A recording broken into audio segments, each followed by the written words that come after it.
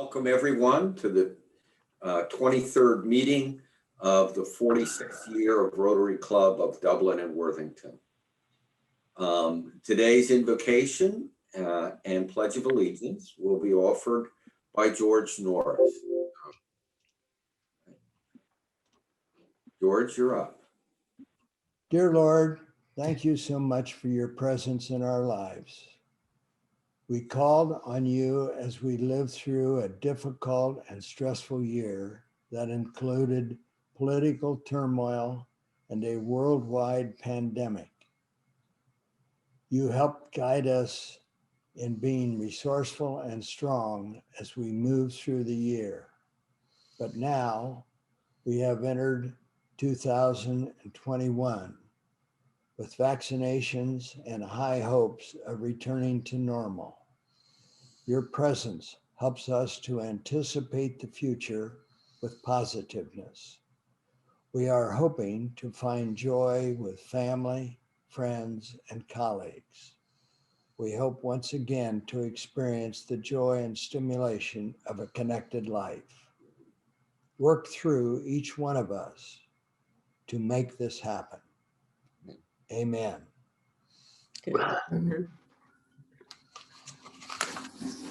And now, President-elect Steve, could you introduce any guests or Rotarians? Didn't do the pledge. Pledge. The pledge, I'm sorry. I pledge allegiance to Allegiance the flag To the flag of the United States of America America. and to the republic United for States which it stands, one nation, nation under under God, God, indivisible, indivisible, with liberty liberty and justice for all. Thank you. All right. Sorry about that. Now, Steve, you're on with introducing any guest Rotarians and for any happy dollar. Looking around, I don't see any guests today. Our speaker will be introduced later by Joe Patchen. So we will go into happy dollars, and I will share a happy dollar. After probably 20 years, no, 25 years of saving my old Nintendo, I finally got to play Duck Hunt on the Nintendo with my son. First time. You know, it was 25 years in the making. I held on to that thing, and he had a blast. Now we're playing Zelda and other games. So, you know, Yeah. it's just a warm feeling in a cold month. That's great. I love it. Who else has one?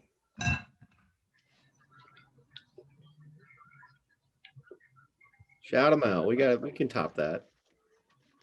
Joe, go for it.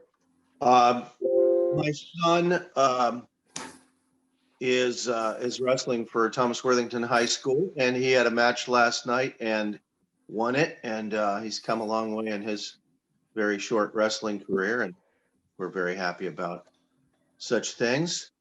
So that's Fantastic. Were you a wrestler at Worthington High School, Joe? I was not. I was a 14th string soccer player who didn't even try out for varsity because those were the days. Oh boy.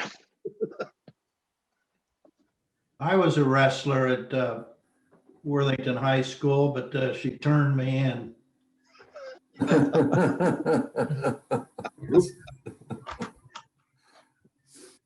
Speaking of wrestling, my son was a wrestler at Kilbourne, and he was in town a few weeks ago, and we went through all his trophies and medals and got rid of them.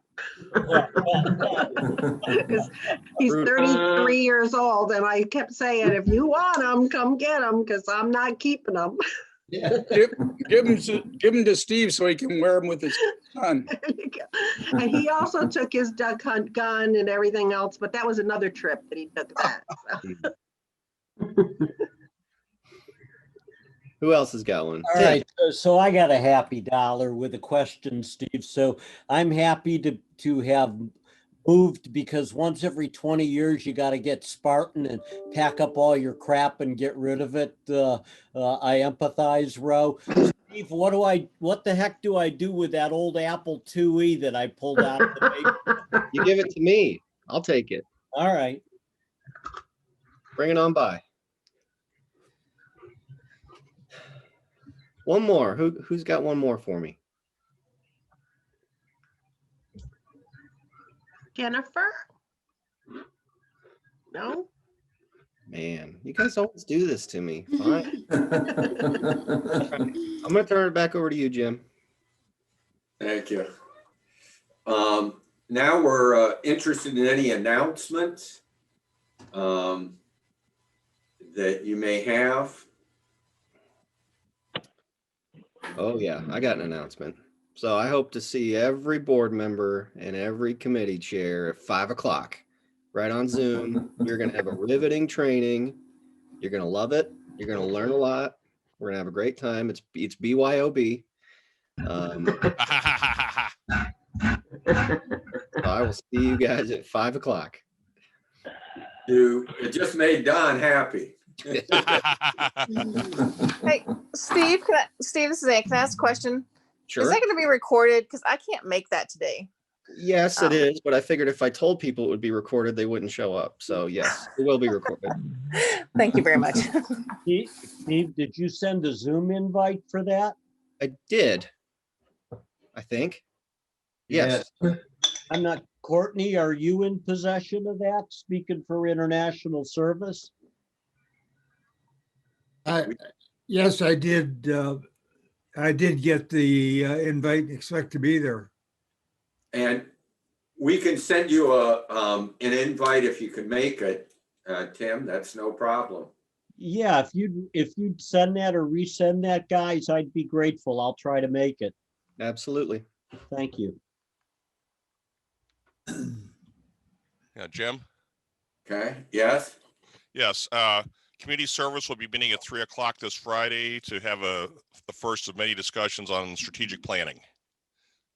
Good. Yeah. Well, I encourage everyone that can make the training with Steve to please do so.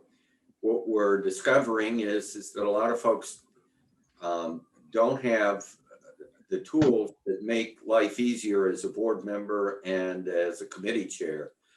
And DocDB has a lot of those tools along with a few others that Steve will share.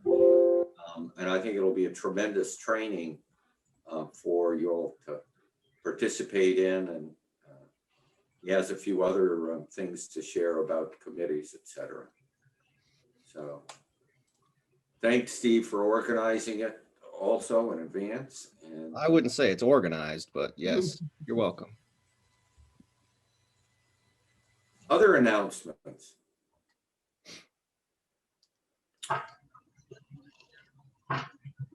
Okay. With that, we can move on. And Joe, could you introduce our speaker for today? I would be happy to. Thank you. Gerhard Marosher didn't start life here in Central Ohio, as many of us did.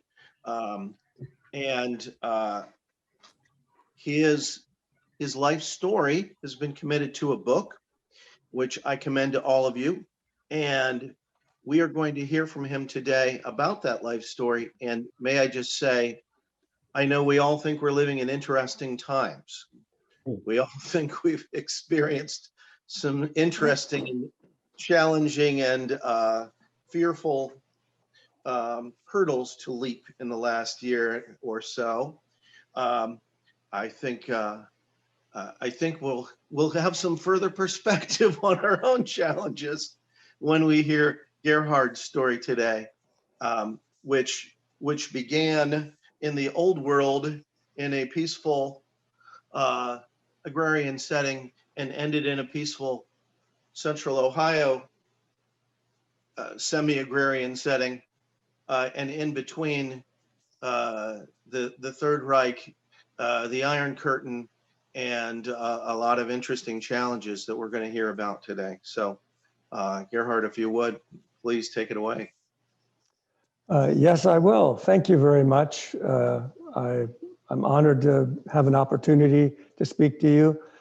Steve, since I've got some issues with the slides, guide me through this. If I have difficulty, then I'll just go straight to slides. All right? Okay. Okay. My story is indeed an American story, but as mentioned, it doesn't start in America. My original homeland, the homeland of my parents, was Romania. Our ancestors had lived there for 800 years, expected to continue to live there.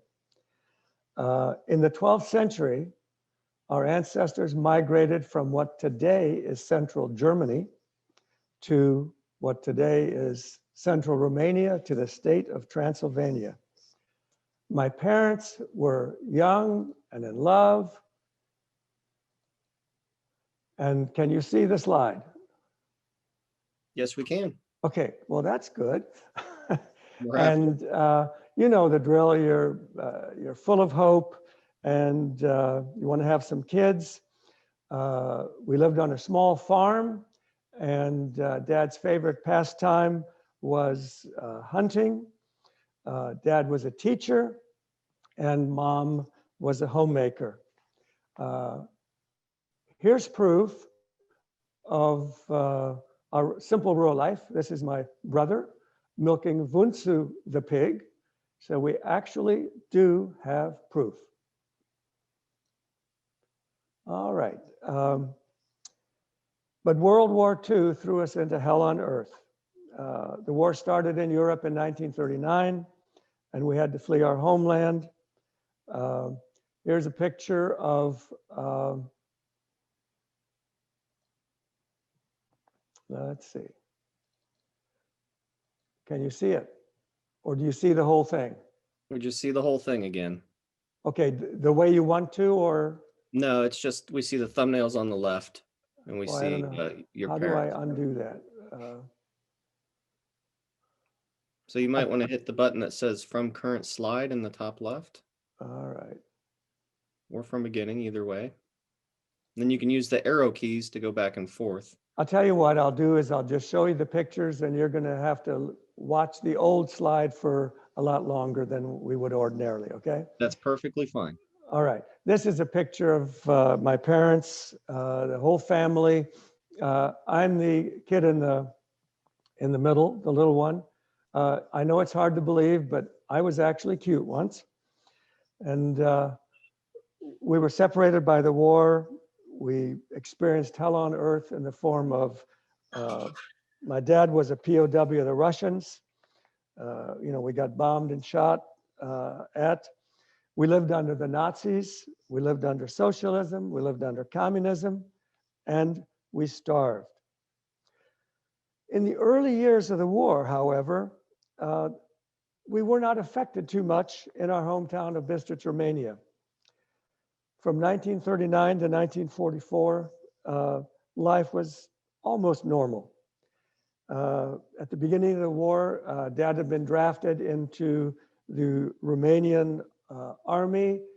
He continued to teach, but he was a Romanian army officer. Then in August of 1940, the border suddenly changed and we were Hungarians. My dad served in the was drafted into the Hungarian army, became an officer in the Hungarian army, and by the end of the war was in the German army. And I don't know whether that sets a record as far as the number of losing armies that somebody was in. But life under the Hungarians was different. The Hungarians persecuted the Jews basically the same way and as badly as the Germans did.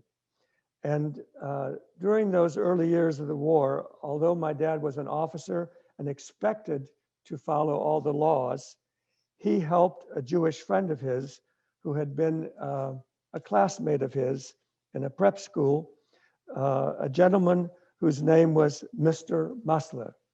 And he helped Mr. Masler at considerable risk to himself. But in September of 1944, the war hit us with full impact. Dad was fighting on the Russian front in an Hungarian infantry division against the Russian army, or the Soviet Union, to be more accurate. And the Russians broke through, and there was a rout, and that was not many miles from our hometown. And Mom had a decision to make. Does she trust how the invading army soldiers treated civilians, or does she try to flee? Well, Mom's oldest sister had married a foreigner, a German, and he was a German engineer. So her sister had been living in Germany since before the war. And we fled several days. There's an echo that I hear. Is that something you guys hear? Yeah, I just took care of it. Okay, thank you. We fled several days ahead of the army coming into our town. We fled on a Red Cross train that was loaded with wounded German soldiers, with rail cars, cattle cars with straw on the ground, on the boards, and of course, plenty of headlights. It was crowded enough so that not everybody could lie down at the same time. Mom was able to arrange for a safe passage certificate. I have the certificate in my possession, signed by the German army officer in charge of the evacuation. And it basically protected us and specifically stated that we should be treated like Germans. In other words, protected people, a get out of jail free card. Everybody was supposed to help us along the way. And that was thanks to the German genes from 800 years before. But woe to you if you were a Slav or a Jew or a Gypsy. It was only 450 miles from Bistritz to Vienna, Austria, the ultimate destination of the train of wounded soldiers. That 450-mile trip took 3 weeks. We were often attacked from the air. It was a harrowing experience. We eventually made it to Herzogenburg, Nazi Austria, to a refugee camp. Now, we were treated fairly, so to speak, but the conditions were horrible. Inadequate food, overcrowding, poor sanitation, no heat, gray, thick stone walls, and I could not digest the food. I was slowly starving. Then Mom caught diphtheria, a deadly disease, and she was sent off to a hospital. Weeks later, when she came, I was near death. My brother, who remembers this very well, told me what I looked like. He said, well, you were silent. And by the way, I was a cranky child. I just basically screamed or cried all the time because I had, various illnesses and rashes and problems. And he really appreciated my silence. Of course, he didn't realize his son was dying. I had sunken cheeks. I was motionless. And the only thing that moved is if somebody would move their hand or their face in front of mine, my eyes would follow them. That's the picture of a child that is within hours of death, maybe a day, a maximum of 2 days. Mom was desperate. How can I save my child? And she thought, if I can buy something on the local economy in Herzogenburg, maybe I can save my son. So she went to the Nazi camp director, into his office, and stated her case and asked for permission to use the camp kitchen. And he refused. No matter how much she begged and pleaded, he refused. So she went back to the small room where we were staying with 19 other people. And she looked at me one more time, and she took out an object that Dad had given her on the day that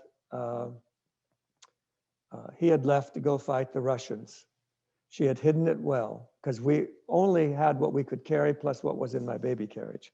And it was a small semi-automatic pistol. She hid it in her clothes and she went to see the camp director again. And he refused again. And then she pointed the pistol at him and said, and I will quote, "Ich werde sie wie einen räudigen Hund erschießen," which means, I'm going to kill you like a mangy cur, unless you allow me a chance to save my son. You know, my mother was an excellent negotiator, or I wouldn't be speaking to you. Amazingly, she faced no repercussions. After I regained some strength, we traveled on to Weimar, East Germany. Actually, Weimar, Germany, it was still unified. And we arrived on February the 9th during a bombing raid at dusk. By the time we reached the neighborhood where her sister was living, it was dark. We couldn't see street signs or house numbers. Mom would knock on doors, but nobody would open up. They were scared to death. And Mom would go from house to house, and she resorted to parking us underneath shuttered windows and talking to my brother and me unnaturally loudly, calling us by name, excuse me, in hopes that somebody would hear us and have compassion on us, but nobody opened up.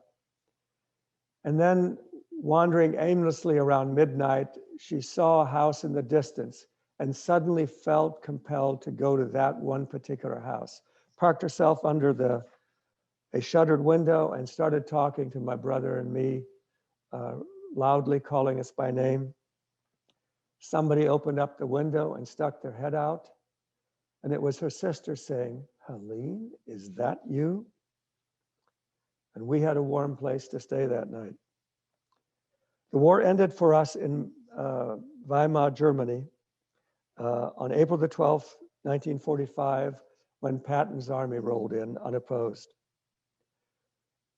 21,000 prisoners at the nearby Buchenwald slave labor camp were released to begin the difficult journey of putting their lives back together again. Patton went on to try to conquer more of the eastern part of Germany. He left a small number of officers and soldiers behind, and it took him a while to get organized.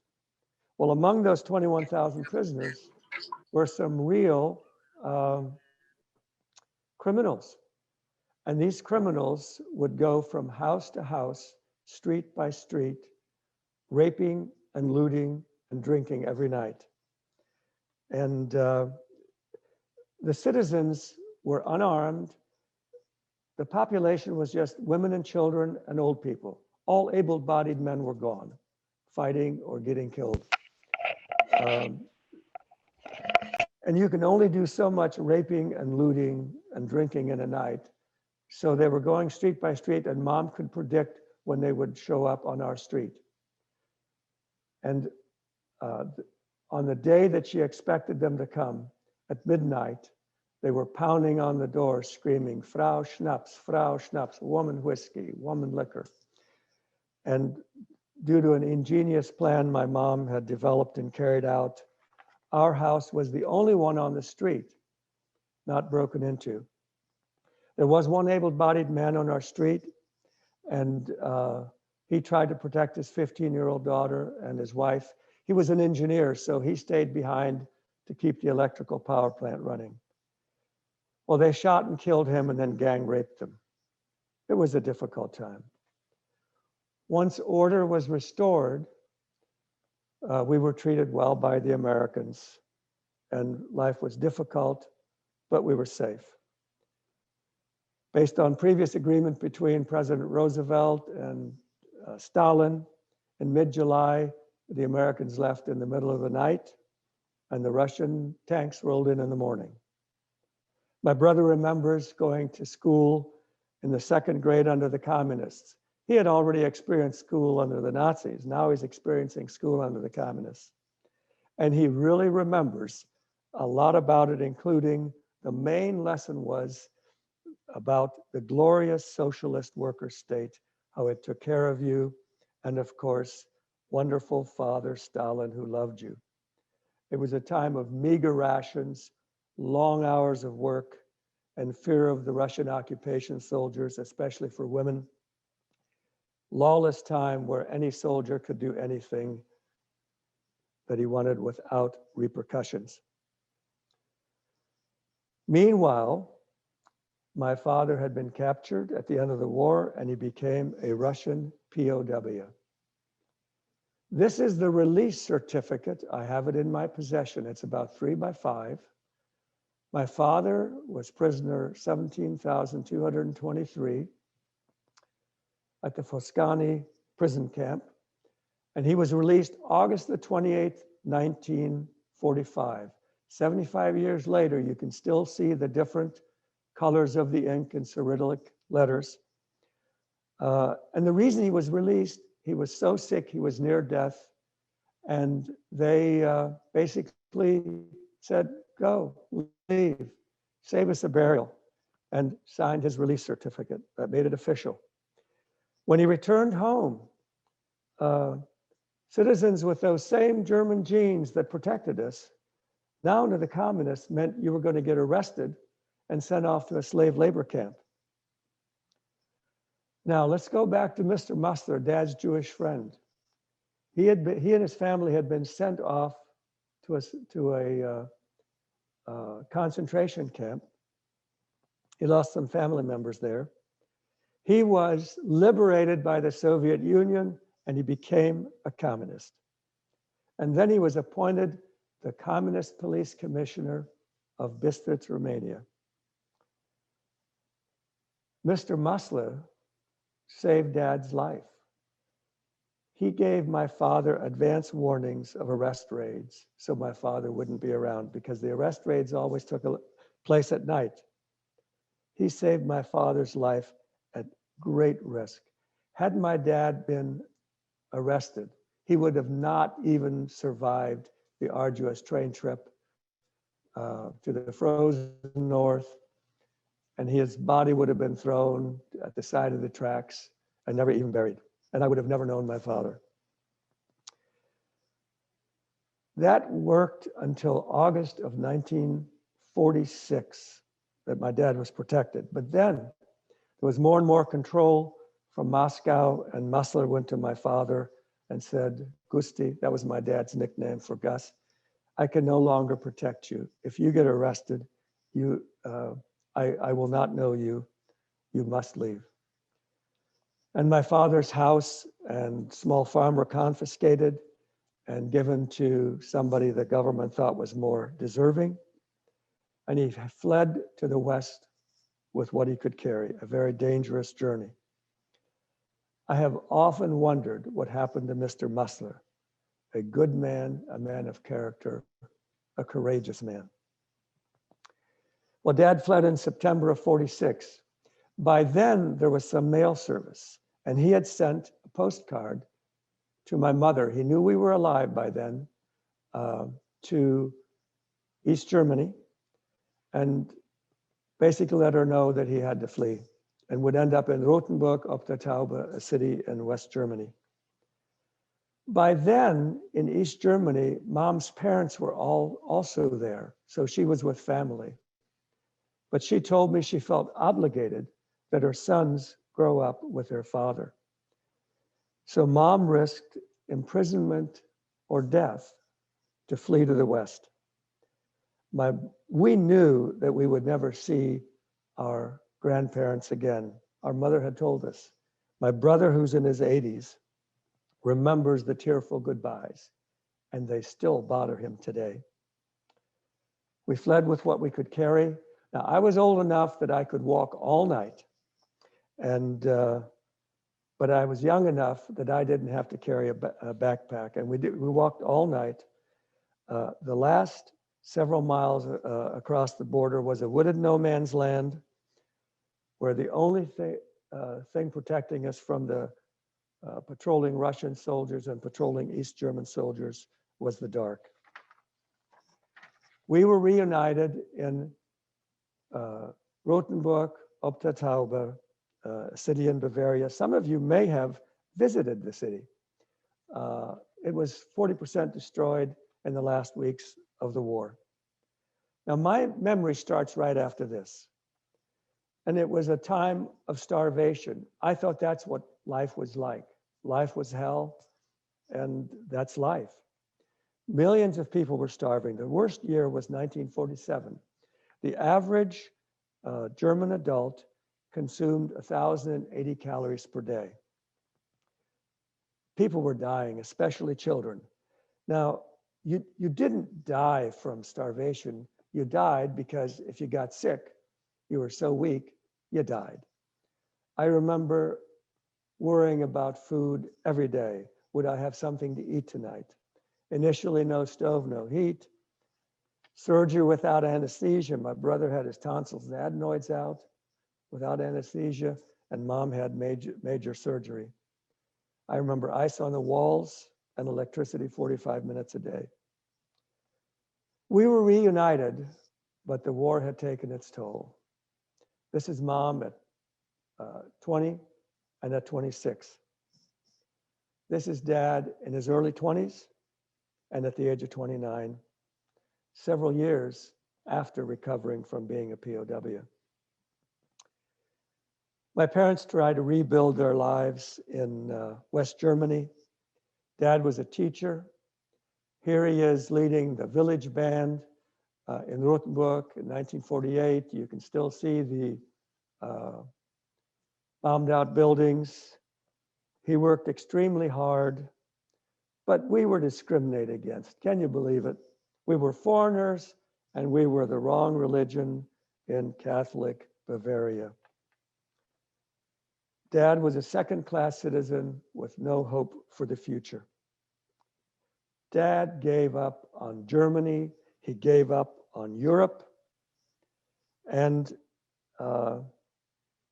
he was an educated man. He spoke 9 languages. He had taught about America.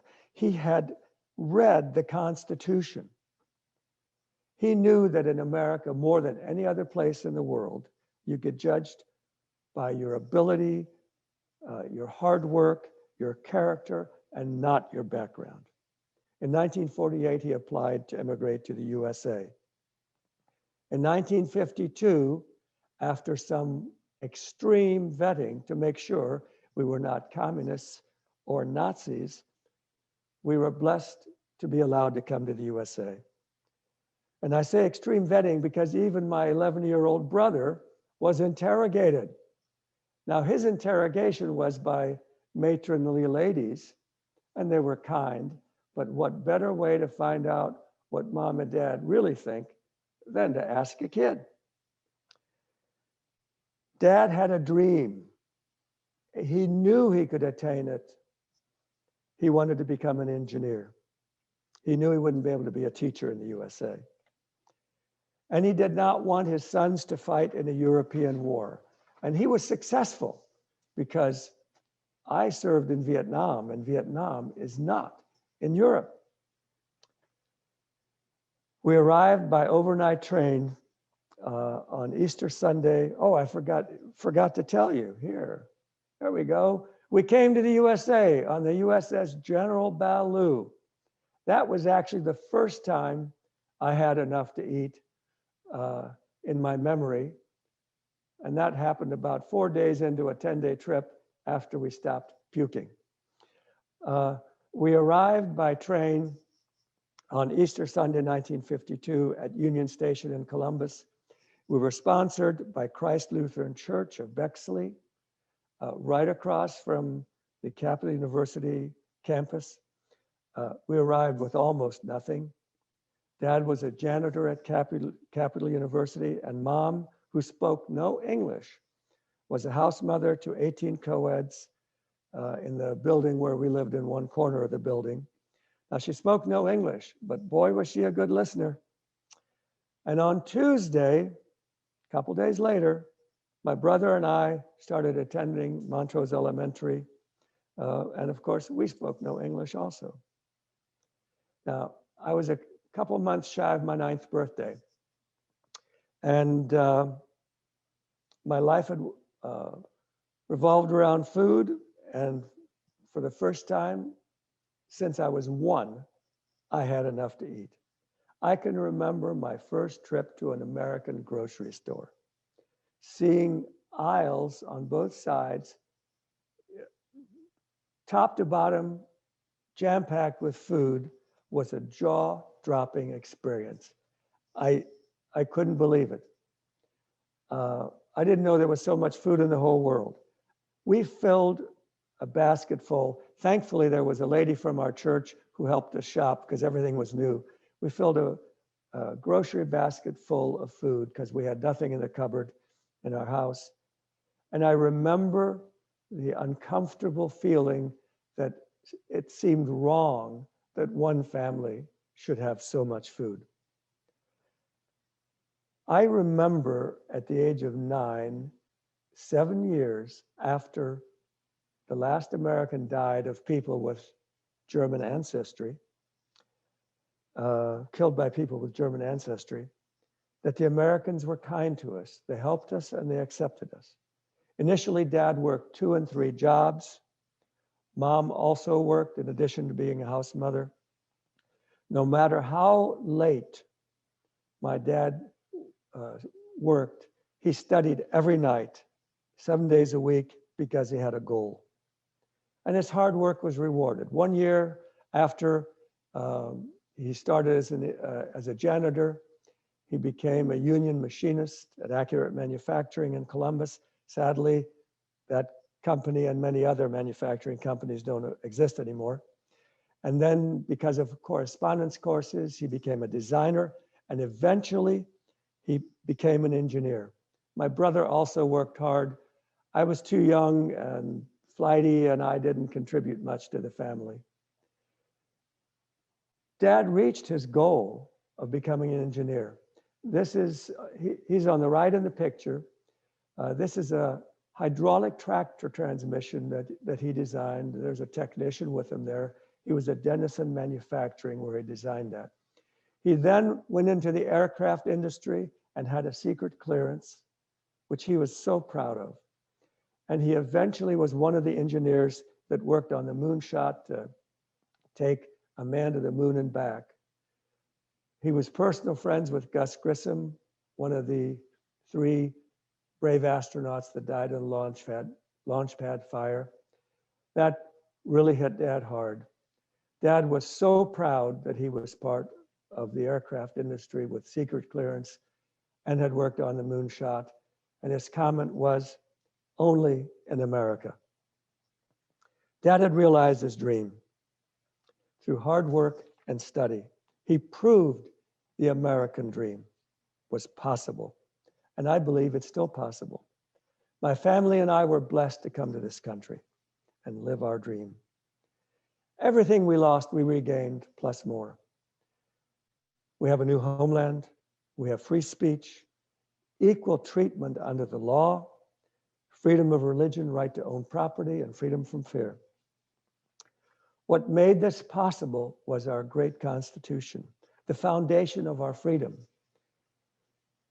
We are endowed by our Creator with certain unalienable rights and not the government. We will never lose our freedom by being invaded. We're too large. China, Russia, the USA are countries that are so large that they will never be taken over by other nations. And in America, the crazy citizens, half of us are even armed. If we lose our freedom, it will be because we did not follow the Constitution. Now, that is the short version of the story in my memoir. When I finished writing my memoir, I thought that was the end of the story. But to my surprise, it's not the end of the story. Early in last year, I posted on the book Facebook page a short version of the story of Mr. Musler and my dad, and how they helped each other, and how Mr. Musler had saved my father. A couple of weeks after that post, somebody responded and said, "I am Mr. Musler's daughter." I got emotional. Was it real? Was it possible? Was it a scam? Well, it was real. And so she and I have been in email contact. She had not known the story about my father's and her father's friendship. She was so happy to hear of her father's kindness and courage. And she was thrilled that his name was in print. And I learned of the story of the man who saved my father 75 years ago. This is Magda Mandl, his first wife, who died at Auschwitz. And Ilulio Masler, I had not known his first name.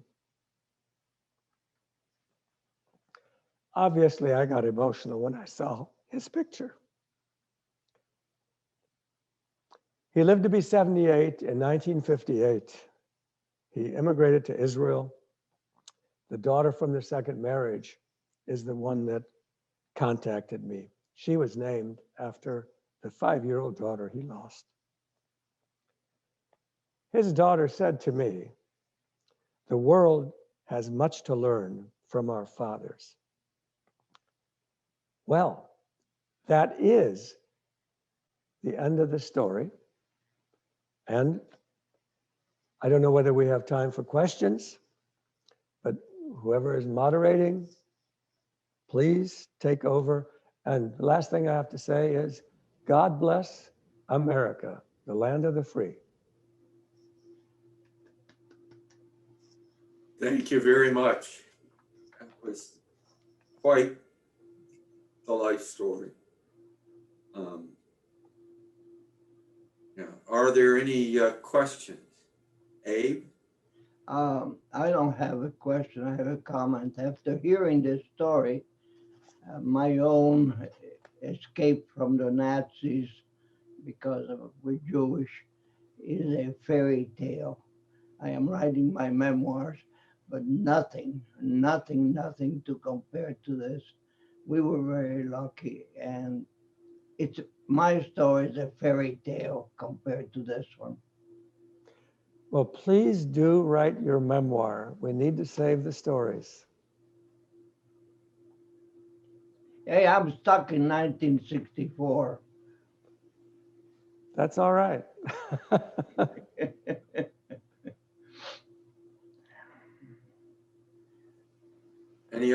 Any questions? Certainly in today's time, and your emphasis on the Constitution is quite timely. Sometimes we forget how lucky we are to be citizens of this country. It's certainly inspiring to hear not only your story, but your father's story and the difference between where he was and the kind acts that he met along the way that got your entire family through that. Well, there were a number of times that we got help from other people, like when we fled. We got help from people who took a great risk for strangers. There were a number of miracles. There's a miracle healing of my mother in the hospital when she was near death. It's the only way that it can be described as a miracle healing through prayer.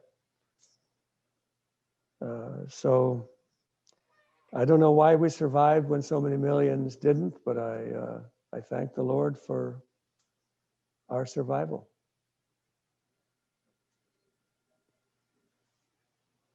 Thank you very much. You're welcome. Yeah, thank you, Gerhard. I'm just sitting here, your story was so vivid, and I feel like, I could visualize, with the slides and just your description of kind of what you were experiencing. And that's not the way I want to say it, but it's just, I feel like even just 100 years ago, this was happening, and I can't even fathom it happening today. And the problems that we all experience today, it really just kind of puts those in perspective. when you hear a story like this, you know, it's just, I don't know. I'm Well, gobsmacked a little. I feel it can happen again. And I feel that all nations and all peoples are capable of perpetrating the horrible things that happen. There's two things protecting us from it. You know, one is our Constitution, our form of government, the wisdom of our founding fathers, of the three co-equal branches, and our faith, which helps corral the evil potential that there is in all humans. I tend to agree, and I think that the events of January 6th show that the potential is there for disruption in this country also. Maybe it is our experience, the thing that we've seen that make us think this way. But I mean, you know, I worry about my children, my grandchildren, my great-grandchildren. For me, it's, you know, at my age, but it's something to worry about. It's something to worry, and it's for you young people to worry about much more than for us. One thing that has also concerned me is the ugliness of identity politics. We are now experiencing, in my opinion, the opposite of Martin Luther King's dream, where he wanted his children to be judged by their character and not the color of the skin. And these days, it seems like your ethnicity, the color of your skin, and your gender is the first thing considered rather than your character. And that reminds me of, first of all, us getting a free safe passage pass from the Nazis because we had the right genes. And then the Nazis persecuting those with the wrong genes, and then the communists persecuting those with the wrong genes. I think we've turned Martin Luther King's dream upside down right now. And we need to judge people for who they are rather than their background or ethnicity. And personally, that's what concerns me the most. Jim, you had a question. Yeah, a comment. Gerhard, Abe, those of your generation and experience, I would add a third thing beyond the fact that human nature doesn't change, and God bless our republic and our Constitution. But gentlemen, thank you for remembering. Thank you for sharing history, because that third thing is important to recite the history lest we go down those paths again.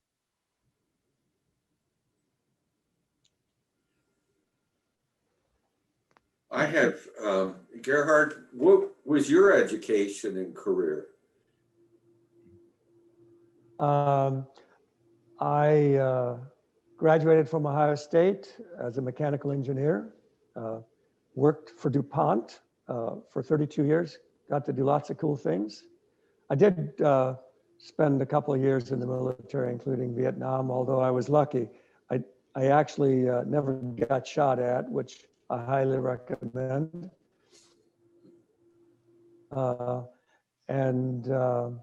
I retired at the age of 59 and decided to become a high school German teacher. And I taught high school German and absolutely loved it. And then when I retired, I decided to write my memoir. I also published 7 books of German short stories for students to read. and a teacher's manual. And oh, while I think of it, could you send out an email to your Rotary folks links to my memoir, if anybody is interested in purchasing it, and I can give you the information via email. I've got your email. Absolutely. Send it to me and I'll make sure it gets on our newsletter. Okay, great. It's one way to get the story out.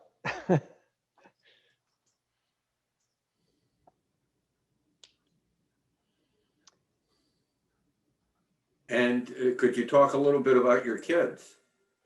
Well, I have two children, a daughter who's, gosh, I think she's 45 now, and a son who's 51. My daughter lives in the middle of nowhere, eastern Washington State, where they have wolves and bears and cougars.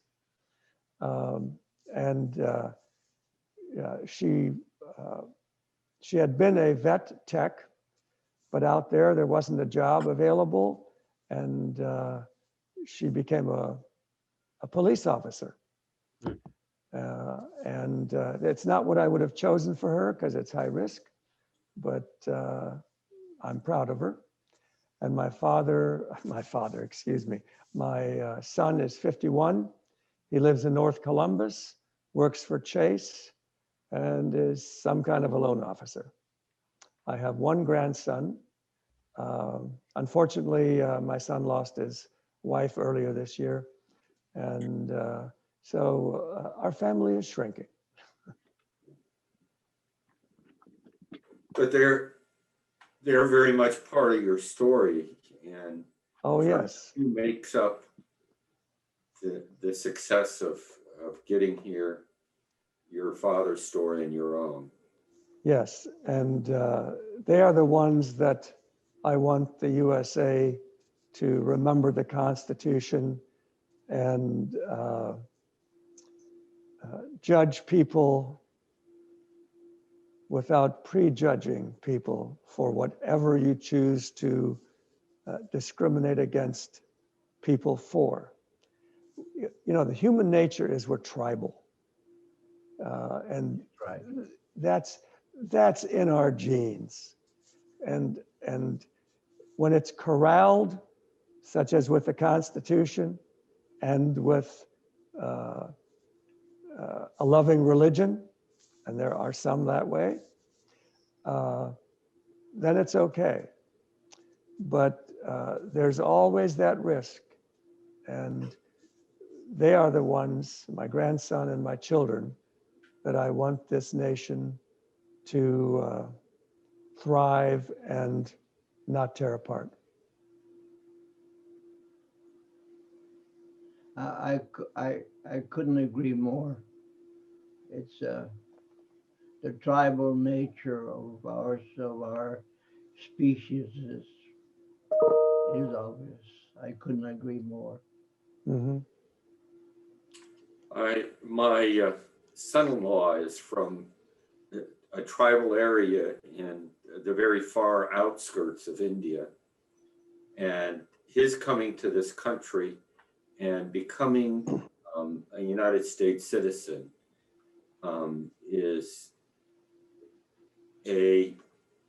I became much more appreciative of my heritage of having been born here. But I also agreed that he is actually a minister and his family is very loving. He grew up in India and has great pride in his culture. And through sharing that culture and differentness is where I think many times we gain lessons that we would not have until we listen to folks who talk about their own culture and beginnings and bring a freshness and renewed kind of creativity that none of us would have unless we did welcome those from other tribes and other individuals. And think that's very important. Yes, and as long as the immigrants embrace the USA, they add to our nation. You know, one other thing that concerns me is I believe that the history that is taught these days from my readings does not paint America in the proper light as the great nation that it is. If you take a magnifying glass and look for the worst and teach that history, it's really a false history. Because if you look at the whole expanse of the American experience and compare it to the experience of other nations and other cultures, there are so many positive things about the USA that do not exist in other places. And I'm concerned that the generations coming up therefore do not appreciate America for what we have, and therefore do not necessarily value our Constitution the way it should be valued, and that keeping that and keeping the goodness of America will be forgotten. It's a good note to end on. We have a formal meeting, Gerhard, but we also have informal time, very similar to what we started with. That once we finished, and I'd ask you to stick around for a kind of more informal kind of discussion, if you can do that. Sure. Questions that can be asked. Our next meeting, and I again sincerely thank you for sharing your story. It's not only inspiring, but gives some really important messages that we need to maintain. Next week's meeting speaker is Steve Fine, and he is with the Melanoma Educational Foundation, and we'll be talking about melanoma cancer, something that is quite prevalent, and we all need to hear some of his messages regarding that. With that, we will end the meeting with the four-way test, which is quite appropriate for today and Gerhard's speech. And so I ask you all to unmute yourself, and let's see if we can time this correctly. The four-way test of the things that we think, say, and do. First, Is it true? true? Is it fair second, to Is it fair to all concerned? third, Will it build goodwill Goodwill, friendships, better friendships, and fourth, will it be beneficial for all concerned? Well, thank you again for attending, everyone. I hope that you all gained as much as I did, and that you have a wonderful week. And those that are on the board and our committee chairs,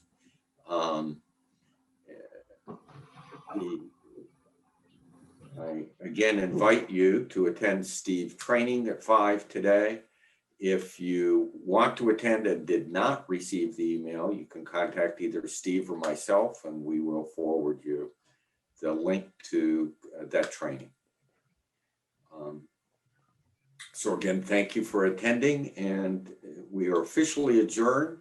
And those who would like to stay on the line to just kind of open the discussion, 9:30. please do so. Let's leave it. And see you next week. Okay. Thank you. Thank you all.